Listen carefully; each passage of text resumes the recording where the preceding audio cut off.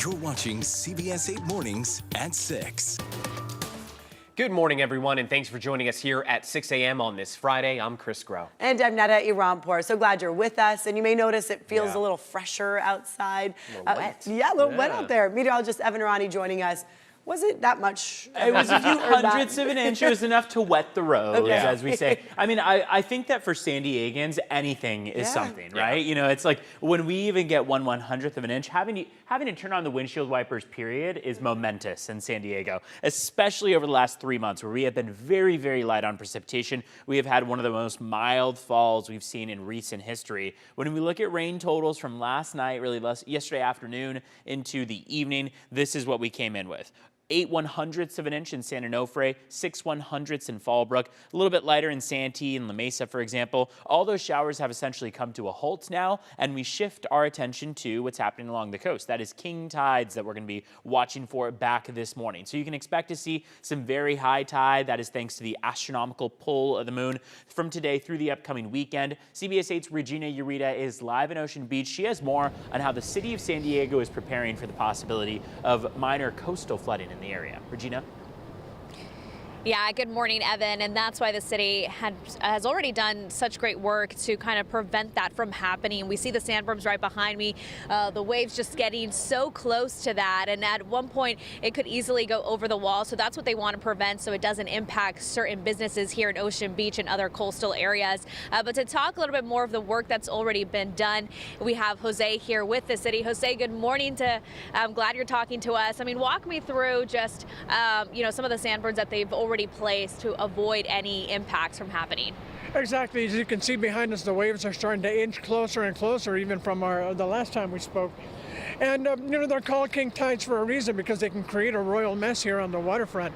And these berms are here to protect that and keep those tides from breaching the seawall here and damaging businesses. So we have heavy equipment out here already. Our Parks and Rec department has a beach mechanized team that they're called. And they're out here, they've been creating these berms for the last couple of weeks. From late November, October, I believe, through November, because we do this every season just to make sure that we're prepared for when these king tides do arrive. And Jose, even though there is a possibility for flooding, so many people actually come to watch, the king tides and the low tides.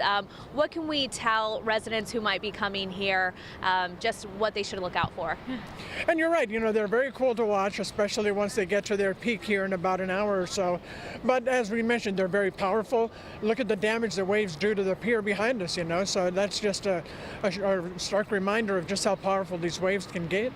But opposite of the king tides is when they move out, we have the nice, cool tide pools that are created over here on the other side of the pier that people can come and walk through while the tide is low. All right. Well, Jose, thank you so much for joining us this morning. And as he said, right, it's still it's such an enjoyable thing to watch, especially during king tides and low tides. And I'm sure we're going to see people coming here this morning. We also have the Christmas tree in Ocean Beach, and that is just beautiful to watch as well. And I know that Mission Beach and Pacific Beach have their own small Christmas trees. Very California, because some of them have sandal ornaments and stuff. But I'll send it back to you. All right. It is the season. And yeah, such a San Diego thing to see Christmas trees along the sand, the piers. Thank you, Regina, for that, with that sand berm right behind her. We will also, of course, be able to see extremely low tides today. That comes along with these high tides.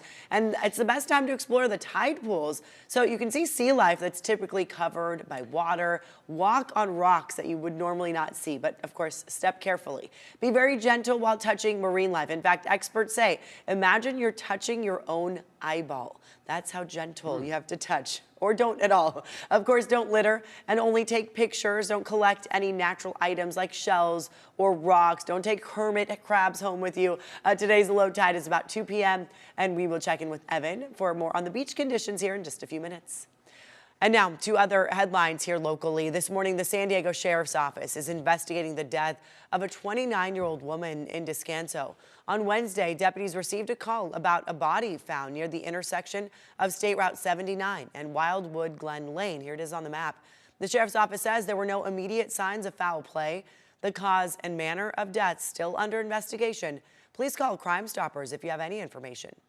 Nearly 1 year after a woman's body was found in a freezer in Allied Gardens, San Diego police now believe her late husband placed her there.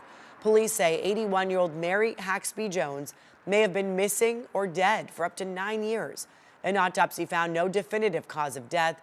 Investigators looked into the chance that benefits fraud could be involved, but they ruled a criminal case could not be substantiated because it's not known exactly when Haxby Jones died, and her husband, Robert, died in February. And as worry mounts over unexplained drone sightings seen around New Jersey for weeks, federal security officials are now saying it might not be drones at all. The White House National Security Communications Advisor, John Kirby, said they may actually be manned aircrafts that are operating lawfully. But experts and witnesses alike are skeptical, saying that fixed-wing aircraft don't move like that. Fixed-wing aircrafts don't stop and hover and then go dark and take off. Now, Kirby also said there is no threat to public safety and no law enforcement agencies have been able to corroborate any of the sightings. Officials across New Jersey say the drones appear to be commercial grade, but that they have not been able to confirm whether they belong to any U.S. companies or foreign entities. Meanwhile, similar sightings are now being reported in Southern California, including here in San Diego County. CBS 8's Brian White has that part of the story. This is over my house right now. What is that? It's a question puzzling New Jersey residents looking up at the sky. They're just pacing back and forth, going very slow. Since last month, dozens of drones mysteriously hovering in the Jersey skies at night. Olivia DiMatteo owns a coffee shop near where the drones have been spotted. They are the size of small cars, almost like a Mini Cooper or a Ford Escape size. There is a bunch of red lights floating in the sky.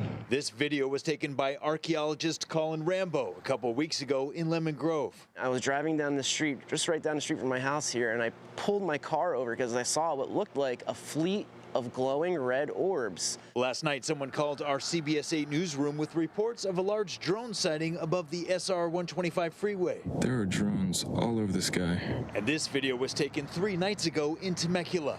We eventually saw one really fairly close, and it was just about the size of a car.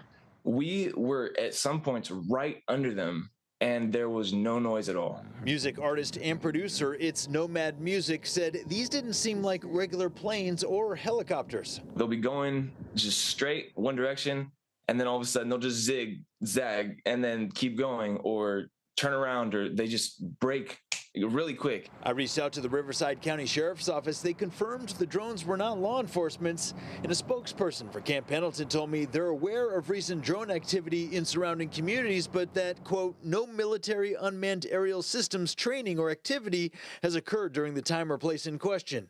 Meanwhile, in Lemon Grove, looking back, Colin thinks what he saw could have been paper lanterns in the air, but he's not sure. With everything that's going on in the news, all these sightings, just please look up at night, The more we look up, the more chances we'll have to see what's out there. Brian White, CBS 8. Well, definitely look up at night if We it's love a clear to look night. up at night on San Diego weather, of course. It's just so interesting because there's just not many answers. We still don't know, and that I feel like every time I read an article or watch a story on it, I'm like, so they're gonna tell us what it is. We still don't know. Still don't know. Oh, there's one behind you. Great. Major League. Fantastic. Not Hotel Del.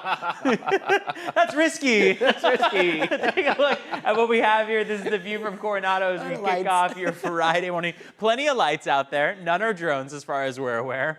Looking at your forecast for today, we're talking, of course, about the king tides. You heard that a few minutes ago. That is going to be a great opportunity to head to the beach or to any spot where you can watch those tides roll in. So low tide is a great opportunity to explore, but remember that high tide is also going to be the time frame where we could be looking at some minor coastal flooding. Temperatures warm up a few degrees inland, 65, 57 for the mountains, and 69 for the deserts. Showers have subsided completely, but we're watching as those clouds break apart now. Temperatures are mostly in the 50s. 48 though in Ramona, 51 in Poway, 50 in Encinitas and Del Mar, and 53 in downtown San Diego. You keep making your way east and you got colder temperatures for Palomar Mountain, for Mount Laguna. We broke a record in Ramona yesterday. It was the daily low temperature, made it down to 27 degrees yesterday morning. Now they're significantly warmer at 48.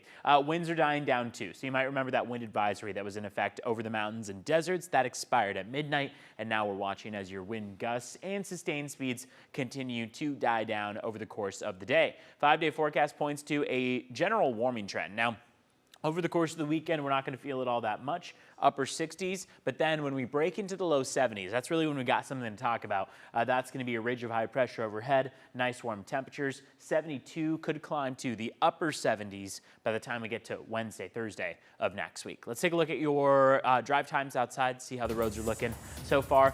Unsurprisingly, we're looking pretty good here at the 6 o'clock hour. You got green across the screen on the 805 northbound, the 94 westbound, and the 5 southbound. Let's take a look at your border wait times right now, where it is not too bad. You got an hour wait. At the San Ysidro Port of Entry, Otay Mesa Port of Entry is matching that at 60 minutes.